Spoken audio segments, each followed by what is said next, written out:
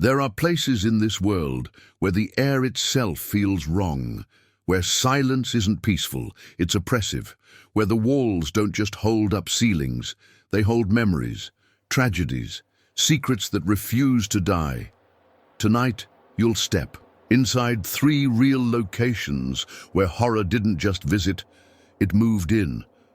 These aren't ghost stories created for thrill seekers.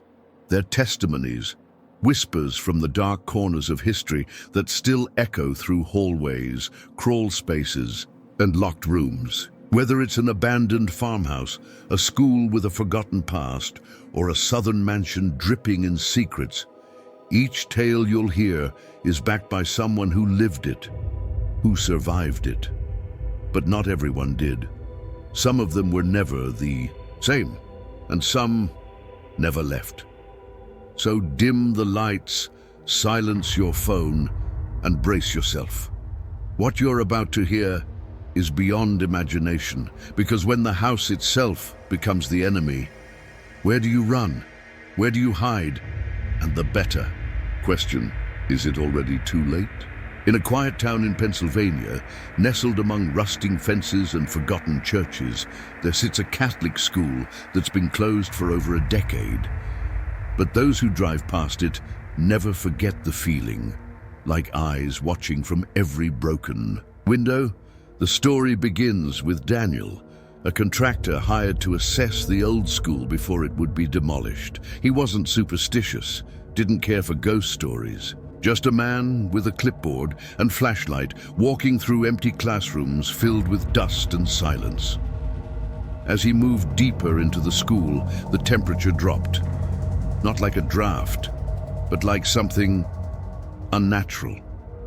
His breath began to fog. The halls seemed to stretch longer than they should. That's when he saw her, a woman in a habit, tall and still, standing at the end of the corridor.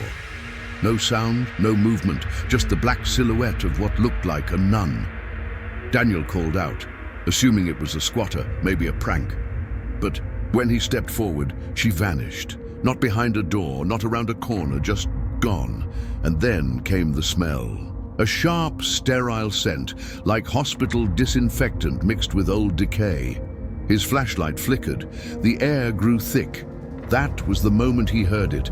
The unmistakable sound of wooden rosary beads being dragged across the tile floor. A whisper followed. "He will never leave."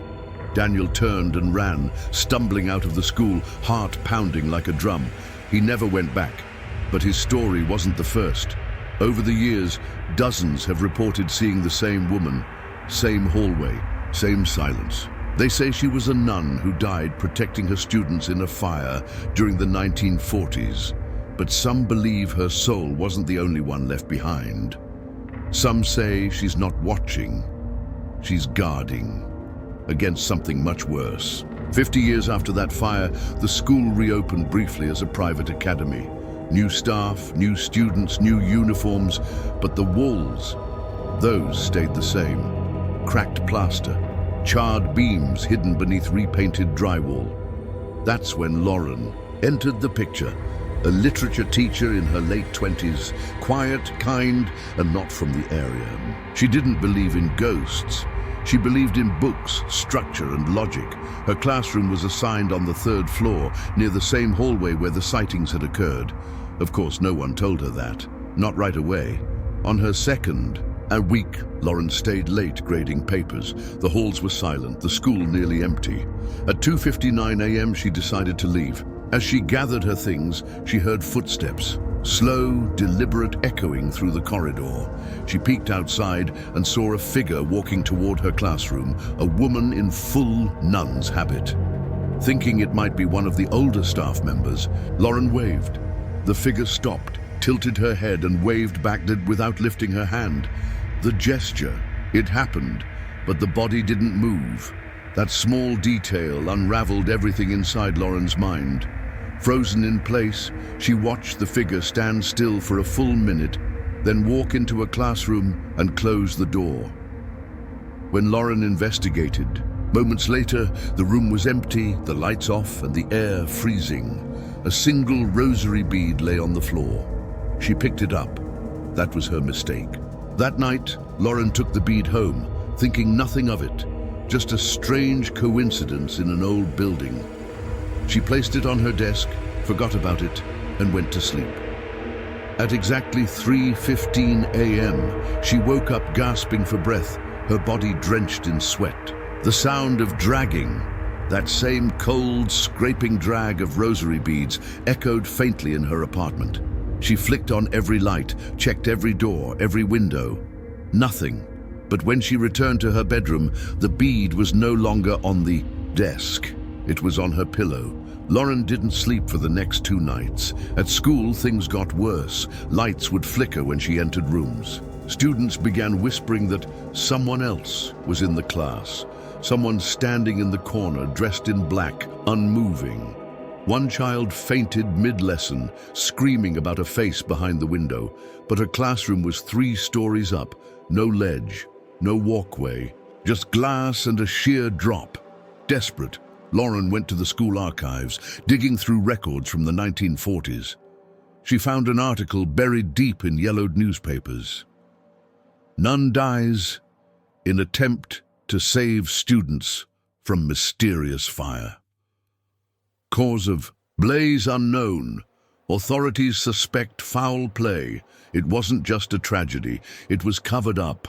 The church had silenced the investigation. Rumors of satanic rituals, of possession, had leaked but were quickly buried. And the nun, her name was Sister Madeline. No grave was ever found, no last rites performed. That night, Lauren returned to the school one final time. She left the rosary bead in the hallway, right where she had first seen the nun. As she turned to leave, the hallway lights shut off one by one until only the far end remained lit. And there for the last time stood Sister Madeline, head bowed, hands clasped in prayer. And then she spoke, "Thank you, but he still walks these halls." Lauren left the school trembling, tears streaking down her face. The building was permanently shut down a week later, condemned, boarded up. But people still say they see lights flickering inside at night, still hear prayers whispered through the walls, and sometimes if you listen closely, you'll hear the beads dragging across the tile. Again. Deep in the heart of a prestigious medical university in New England, there was a building long forgotten by most of the campus. Tucked behind a row of newer science labs and libraries, the old biological research hall stood abandoned for nearly 40 years. Crumbling bricks, rusted door handles and boarded-up windows told students it was just another relic of the past, until one summer, when a budget cut led the administration to quietly reopen it for storage and night lab work. They called it Building E. The students called it the Tomb.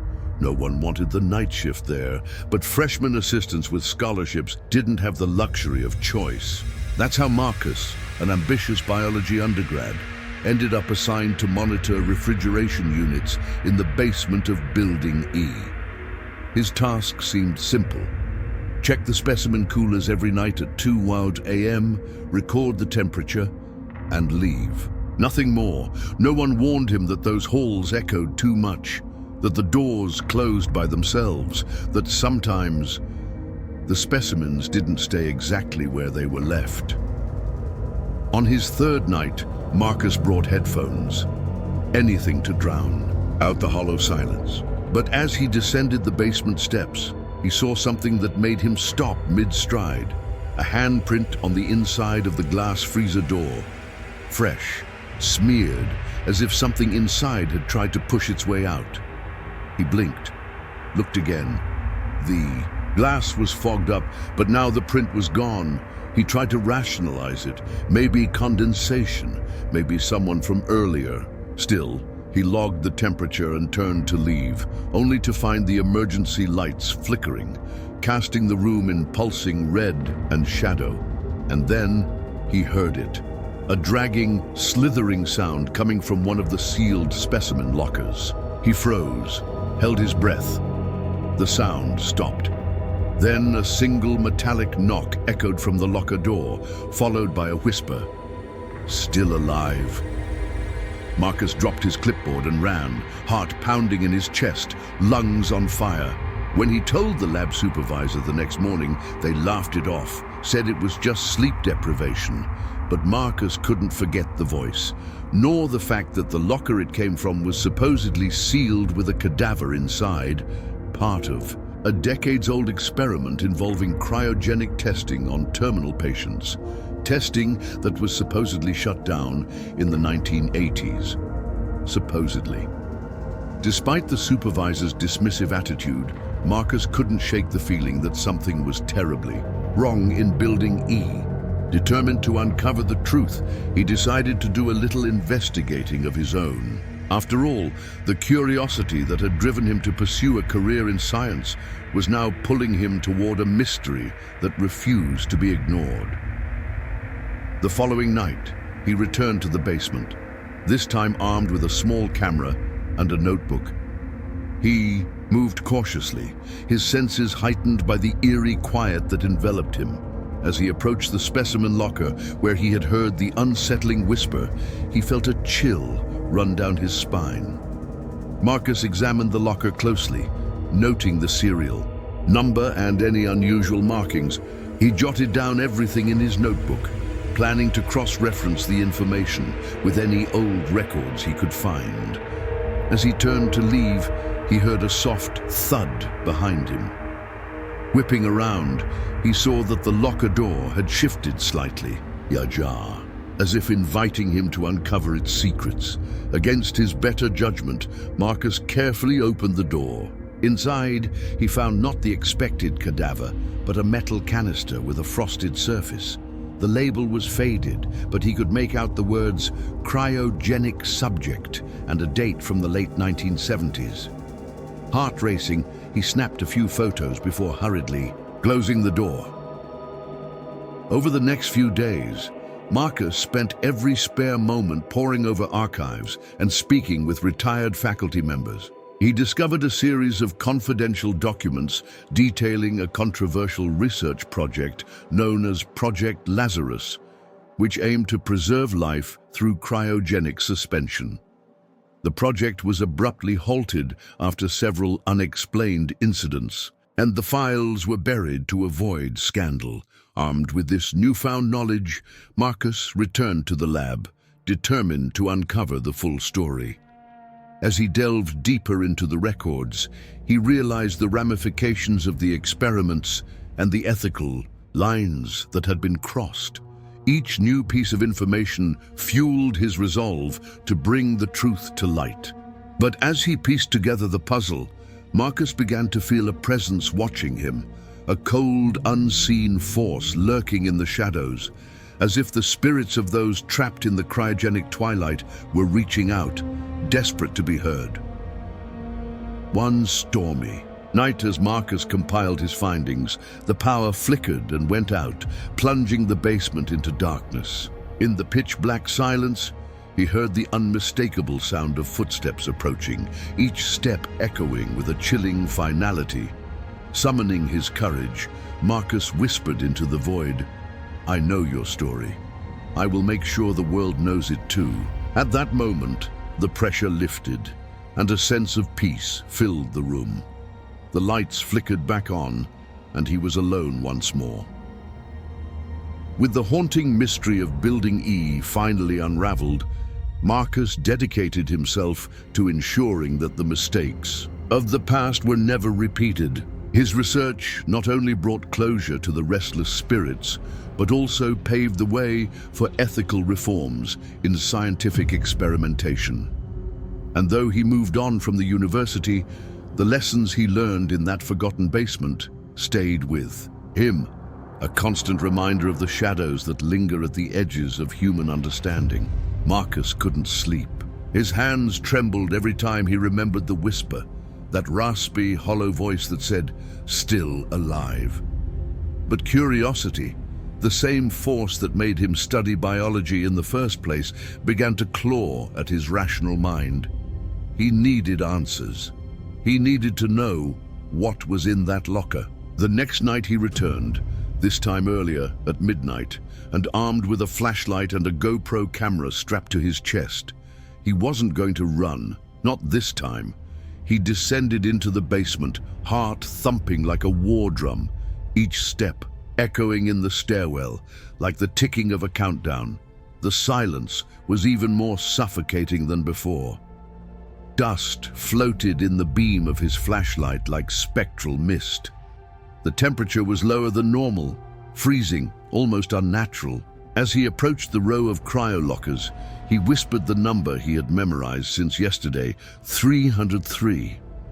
His breath fogged up the air, hanging before him like a ghost. The locker was sealed, labeled with faded tape.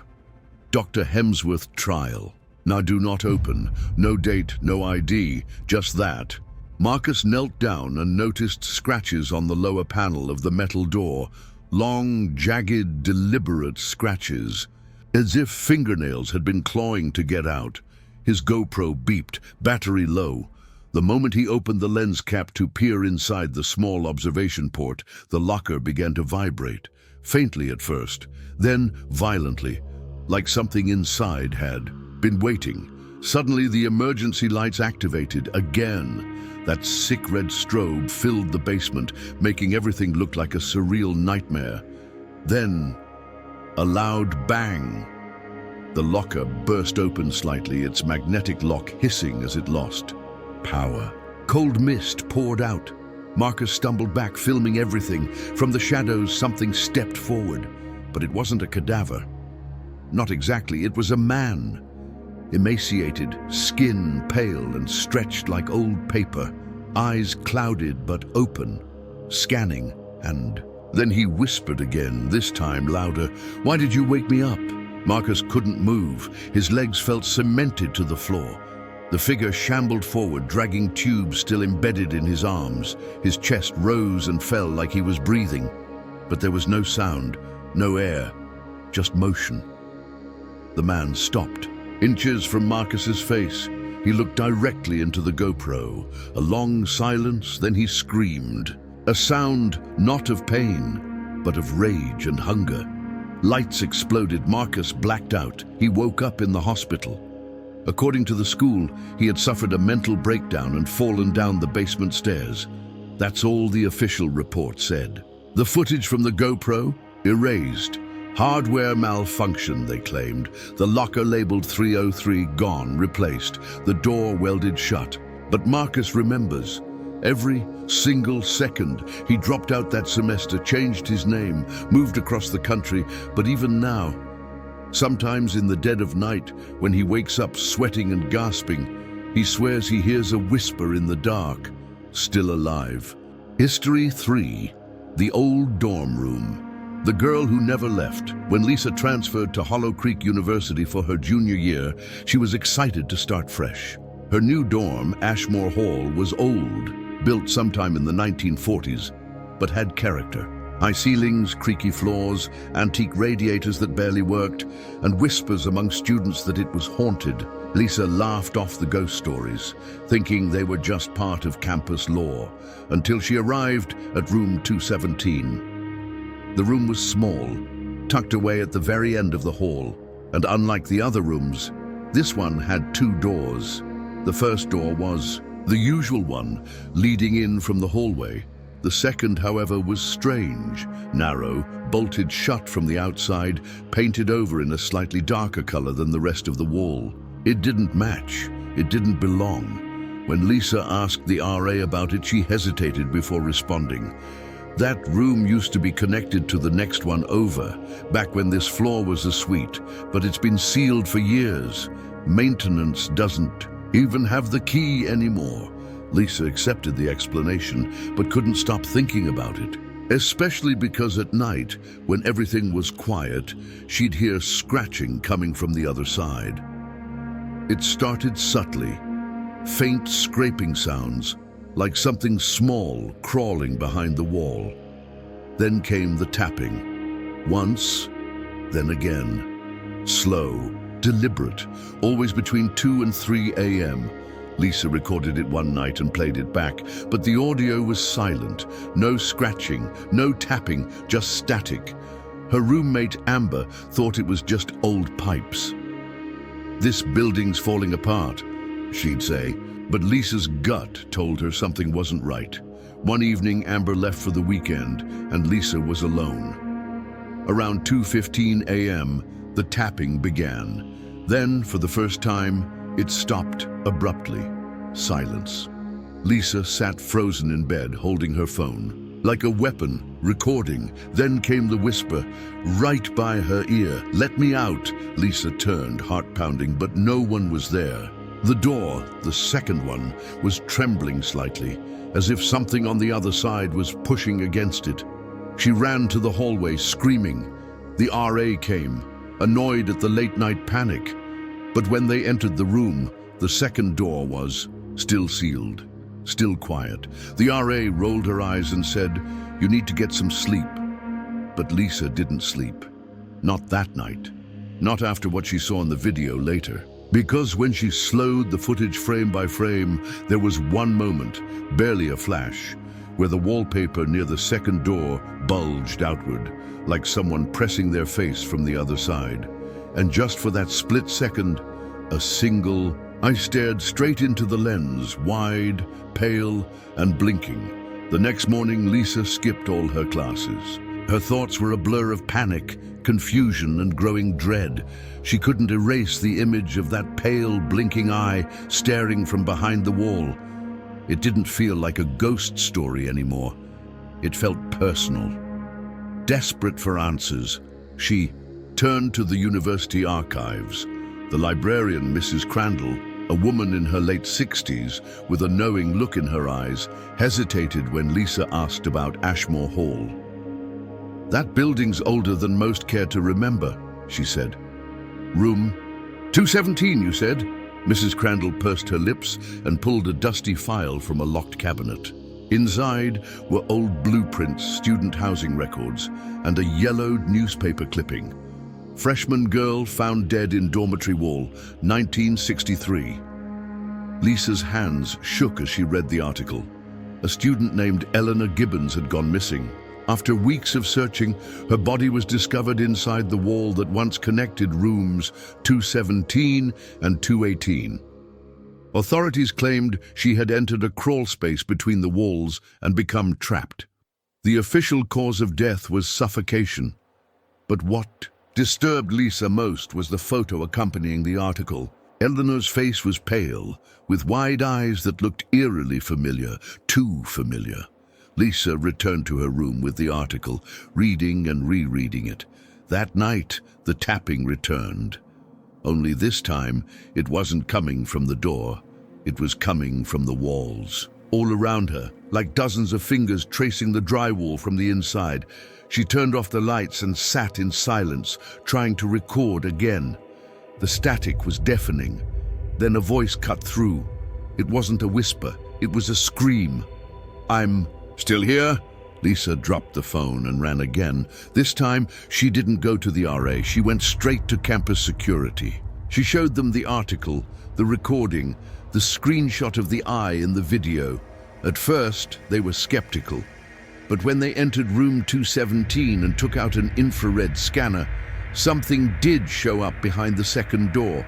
A cold spot, large and moving, breathing. They brought in facilities management, and after hours of cutting through old drywall and insulation, they found a narrow, dark passage behind the wall. Inside was a small sealed compartment. At its center, a dress folded neatly, and a rusted locket with the initials EG. The room was sealed permanently the next day. Lisa was relocated to a new dorm across campus. She tried to move on, tried to forget. But sometimes at night, when everything is still and quiet, she dreams of the eye, of the second door, of Eleanor, because deep down she knows what the scream really meant. Eleanor wasn't trapped. She was waiting. And now, with the truth unearthed, Lisa found herself drawn into a deeper understanding of the restless spirit that had haunted her nights. The encounter had left an indelible mark on her psyche, a reminder that some stories refuse to be buried, no matter how tightly the world tries to seal them away. As Lisa settled into her new dorm, she felt a strange sense of peace mingled with the lingering unease. She began researching more about Hollow Creek's history, uncovering tales of other students who had experienced unexplainable phenomena. These stories, once dismissed as mere folklore, now carried a weight of authenticity she couldn't ignore. Motivated by her own experiences, Lisa started a campus club dedicated to exploring the supernatural occurrences at the university. It attracted a small but passionate group of students, each with their own stories and curiosities. Together, they delved into the archives, pieced together forgotten histories, and even conducted investigations in other buildings rumored to be haunted. Through this journey, Lisa discovered not only the lingering spirits of Hollow Creek, but also a community of friends who shared her passion for unraveling the unseen threads of the past. The club became a sanctuary, a place where they could discuss their theories, support one another, and confront the shadows that lurked just beyond the edge of understanding.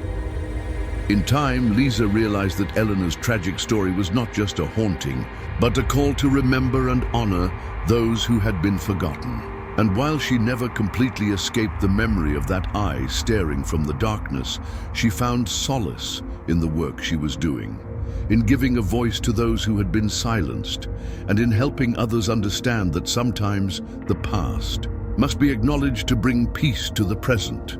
And so, the legend of Room 217 lived on, not as a tale of fear and dread, but as a testament to resilience, courage, and the enduring power of truth. Lisa transferred to another university and tried to leave the haunting memories of Ashmore Hall behind her. But some things follow you, no matter how far you run. Every now and then, when she closed her eyes in a new dorm room, she would hear the familiar tapping, the whispering voice, the scream. But perhaps the most chilling part of it all is the feeling that Lisa isn't the only one who hears it. Sometimes, when she walks past old abandoned buildings on campus, she can feel eyes on her. And it's then that she realizes Eleanor didn't just haunt Ashmore Hall. She's still out there, and she's still looking for someone to join her. The walls of haunted places don't stay silent forever. This is the kind of story that lingers, like a shadow you can't escape. These chilling, real-life encounters with the paranormal don't just haunt the places they happened, they haunt the souls of those who experienced them. Room 217 wasn't just a dorm, it was a tomb. But it's not just Lisa's story. The unsettling reality is that others, like you, might have experienced something similar. Are you brave enough to face the terror lurking in the forgotten corners of your own world? Or will you close your eyes and hope the monsters stay hidden? This is where your story begins. Do you have a spine-chilling tale of your own? Something that happened during your time in school, at work, or in the dead of night? Share your experiences in the comments below. Let us know if you've ever had an encounter with something beyond comprehension. And don't forget to hit that like button if this video made you look over your shoulder. Subscribe for more terrifying true stories that will haunt you long. After the video ends, you don't want to miss what's coming next. Because in this world of darkness, sometimes it's not the places that are haunted, it's the people